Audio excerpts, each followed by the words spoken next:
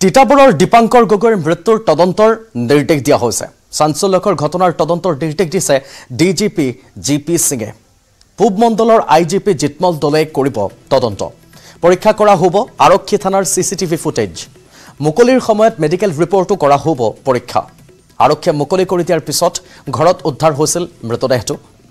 আৰক্ষীৰ নিৰ্যাতনৰ বাবে চৰম সিদ্ধান্ত লোৱাৰ অভিযোগ। দীপাংকৰ গগৈৰ পৰিয়ালৰ গুৰুতৰ অভিযোগ এয়া। আৰু তাৰ পাছত ডিজিপি গৰাকীয়ে বিষয়টো সংক্ৰান্তত তদন্ত অব্যাহত থাকিব বুলি জনাইছে। তিতাবৰৰ দীপাংকৰ গগৈৰ মৃত্যুৰ আঁৰত কি সেই বিষয়ক লৈ তদন্ত অব্যাহত থাকিব। এই চাঞ্চল্যকৰ ঘটনাৰ তদন্তৰ নিৰ্দেশ দিছে ইতিমধ্যে ডিজিপি গৰাকীয়ে। পূব মণ্ডলৰ আইজিপি জিতমল দলে এই বিষয়টোৰ তদন্ত কৰিব। আৰু এই তদন্তত পৰীক্ষা কৰা হ'ব আৰক্ষী থানাৰ চিচিটিভি ফুটেজ, মেডিকেল ৰিপৰ্ট। আৰু আৰক্ষীয়ে মুকলি কৰি দিয়াৰ পিছত মৃতদেহটো ঘৰত উদ্ধাৰ হৈছে। আৰু আৰক্ষীৰ নিৰ্যাতনৰ বাবে এই চৰম সিদ্ধান্ত লোৱাৰ অভিযোগ তুলিছে পৰিয়ালে।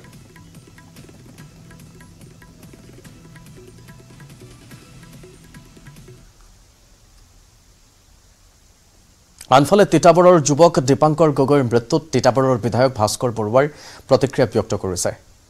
দীপাংকৰ গগৈৰ বাসগৃহত উপস্থিত হৈছে বিধায়ক ভাস্কৰ জ্যোতি বৰুৱা।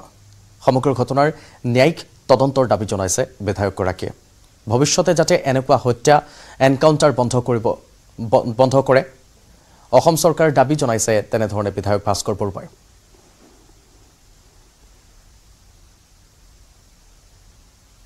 আমাৰ বাবে এটা দুৰ্ভাগ্যজনক ঘটনা যে এটা গ্ৰেনেড বিস্ফোৰণৰ ঘটনাত তেওঁ কেইবাবাৰো ইয়াৰ পৰা আৰক্ষীয়ে লৈ গ'ল। আৰক্ষীয়ে লৈ যোৱাৰ পিছত মোক ইয়াৰ ৰাইজে যিটো কৈছে যে তাক অমানসিক অত্যাচাৰ কৰা বুলি কৈছে। আৰু কোনোবা এজনে গন্তি কৰিছে 17টা মৰাৰ চিনো আছে। সি তেওঁক নি পেলাই ৰাতি আকৌ এৰি দিয়ে, আকৌ দিনে পোহৰে নিয়ে আকৌ ৰাতি এৰি দিয়ে। এনেকুৱা ধৰণে তেওঁক বাৰে বাৰে এনকুৱাৰী কৰা হয়, মাৰপিট কৰা হয়। তেওঁ মানসিক ভাৰসাম্য হেৰুৱায়। যোৱাকালিও তেওঁক তেনেকৈ ইয়াত ঘৰৰ আগত এৰি থৈ যোৱা বুলি মোক কৈছে। গতিকে মই ইয়াৰ এজন জনপ্ৰতিনিধি হিচাপে মোৰো ৰাইজৰ প্ৰতি এটা মোৰ কৰ্তব্য থাকে। আমি এটা ন্যায়িক তদন্ত কাইলৈ মই দাবী কৰিম অসম চৰকাৰৰ ওচৰত। আৰু এটা মোৰ অসম চৰকাৰৰ ওচৰত মোৰ এইটো এটা দাবী থাকিব যে এনেকুৱা ধৰণৰ যিবোৰ আজি হত্যা বা যিবোৰ এনকাউণ্টাৰ হৈছে এইবিলাক বন্ধ হ'ব লাগে। নহ'লে আমাৰ যুৱ প্ৰজন্ম আকৌ বিচলিত হোৱাৰ এটা সম্ভাৱনা থাকে। আৰু উল্লেখ কৰি থম, ৰাজ্যত ধাৰাবাহিক এনকাউণ্টাৰৰ মাজতে আলফা স্বাধীনৰ সৈতে সম্পৰ্কৰ সন্দেহত আৰক্ষীয়ে জেৰা কৰাৰ পিছতে দীপাংকৰ গগৈ আত্মহত্যা কৰাৰ অভিযোগ কৰিছে পৰিয়ালে।